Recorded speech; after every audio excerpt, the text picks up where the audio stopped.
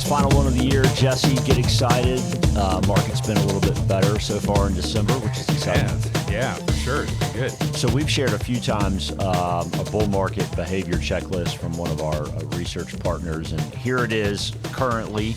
8 out of 9. It's pretty good. I mean, that's strong. It's better than it was when we started showing this thing. That's for sure. Next chart here it was on November 17th. So definitely an improvement. Well, again, that's better than it was as well, because I think we looked at it the first time. Yeah, it was like 2 out of 9. 2 out of 9. That's right. So I think it was around this time in November that it started to show some positivity in numbers. That we started to get a little more, opportunistic with investment. So let's look into 2024 a bit, kind of peel the curtain back and the progress we've made this year and what we'll be watching, right? Yeah, absolutely. So let's start with earnings. So next graphic, you'll see at the top here, these were earnings from the reported in the fourth quarter, third quarter earnings reported in the fourth quarter. The earnings were, call it $55 at that point, this time last year. And we're ending earnings season this year. This was the end of November at $58.25. So basically, the math on that is earnings growth roughly year over year is roughly, call it 6.25%, right? Mm-hmm. But interestingly, our friends at Bespoke pointed out quite a increase in PE multiples. Yeah, from 18 at the beginning of this year to 23 now. That's a 27% increase in PE multiples. On 6% earnings increase. Yep. Right? So that is a kind of a textbook example of multiple expansion for those that are unaware. It's just when the price basically increases above the earnings ratio so as to justify a higher multiple. So presumably the market believes that earnings are just going to take off from here and everything's going to be hunky-dory. Which is why earnings starting a couple weeks from now are going to be an important factor that we'll be watching in 2024. Yep, for sure. And again, just for clarity, I don't think either of us believe that Q4, which will be what's being reported in January, is going to come in necessarily bad by any measure. Right. But I do think to justify this multiple, especially some of these more expensive sectors need to at least meet, if not exceed their expectations. And then the forecast for what they anticipate for the remainder of the year is going to be an important part of that as well. So that's right. That will be job one for stocks at the beginning of the year. No doubt. Also, we'll be paying attention to defensives and what they do. Our friend J.C. Peretz here is making the point that, hey, listen, defensives relative to the S&P are going down. Mm-hmm. Well, I mean, that makes sense. I mean, if stocks are going up and you're in a bull market, defensive shouldn't be gaining ground versus everything else. They aren't growth stocks; they're slow and steady, so they have not performed like some of the other stocks have, and thus one of those things that we ought to be watching for in 2024. Yep. So next chart, let's look at a year ago this time we were looking at the dot plot, what the market expected versus what the Federal Reserve expected in terms of interest rates at the end of 2023. And interestingly, the Fed always gets a bunch of crap for getting things completely wrong, and the market always gets heralded as like this great mechanism for forecasting the future.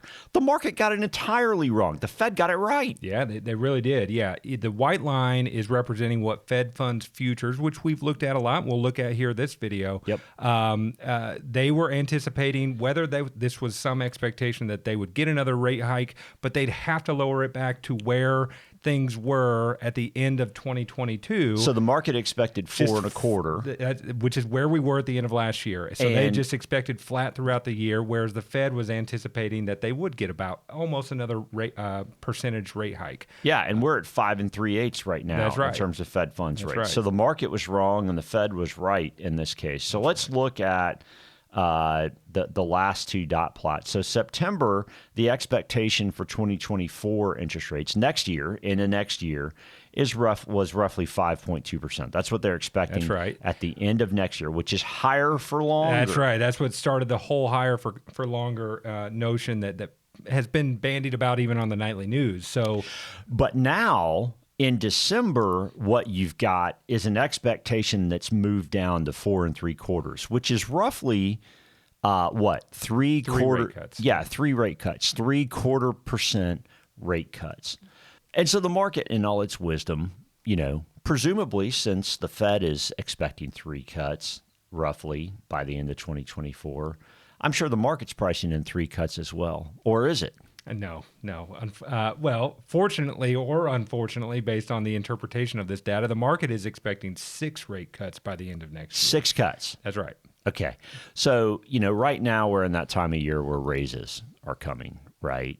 And, maybe some folks aren't getting a raise. Maybe some folks are getting 3%. Maybe some folks are getting 5%. I've certainly heard more 5s than I used to hear. I mean, I'm hearing some 3s too, certainly. But basically, I mean, if you have 6 cuts, that implies the market either thinks we're going to have immaculate disinflation, like it's just all going to vanish completely, which to me, a 3 to 5% raise does not imply immaculate disinflation. Well, like you would need to give a 3 to 5% raise.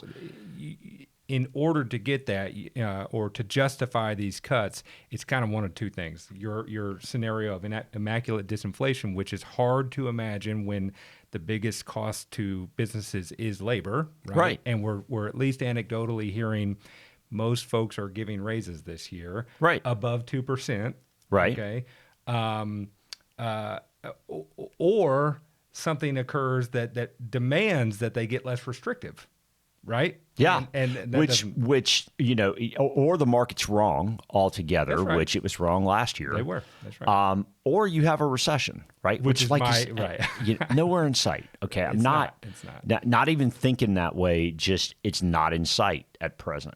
But I mean, again, if we go back and look, and this is an oldie but a goodie, updated for December time period. So I mean, this date is, a few weeks old, but I mean, it's a recent chart. I mean, current median CPI, the middle data point of the 43 data points, is still running year over year at 5.25%.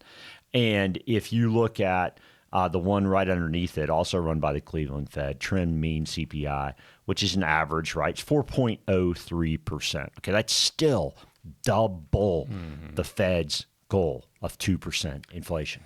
Yeah, clearly they know this and they pay attention to it, and they either are anticipating the continued reduction of that. Yeah, which could happen. Right. Or why they themselves have not necessarily said we declare victory on inflation. Right. I don't view this. I do not view this. And what we'll be watching for is, and I guess it'll all happen in retrospect, but I mean, I don't see a mission accomplished banner here. Yeah. I think it'd be premature to declare that. That's for sure. And so keeping an eye on, these factors that we've gone through today, I think is what's going to help guide, the investment strategy for 2024. Yep. Yeah. Good stuff. Yep. All right. What are you watching? Man, I got to share. Netflix does it again with a documentary. I love documentaries. World War II from the Front Lines is incredible. I think it's 6 episodes.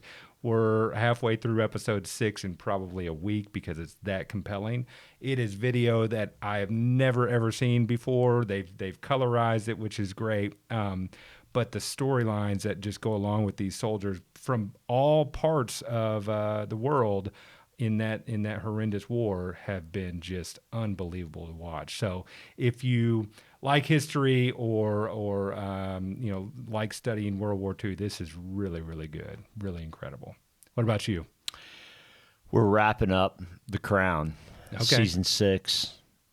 Awesome. They've just gone through Princess Di's death. It's fantastic, and they really have handled it, I think, very tastefully. I'm sure there are those who think that it has some literary play to it, but I mean, I think it's good, and it's been extremely tasteful. Is that Netflix as well? It is, and they're going to end it before they get to present day, but and we haven't gotten to the end yet, but I get the sense that they introduced Kate Middleton in there, and so it'd be interesting to see kind of how all that finishes out. So, yep. But then January 14th, True Detective season 4 or the fourth run of it. I guess it's not really a season they haven't done. The last one was like pre-COVID, so I'm pretty jacked about that because it's Jodie Foster. Okay. So well, it's something to look forward to in the new year, and we certainly want to wish you all a very happy new year. Chris, anything else you've got for the good of the cause? Nope. Thank you as always. We're grateful to you. Please do click the subscribe button, and please do click the bell to be notified. Share this with a friend. Thanks so much as always.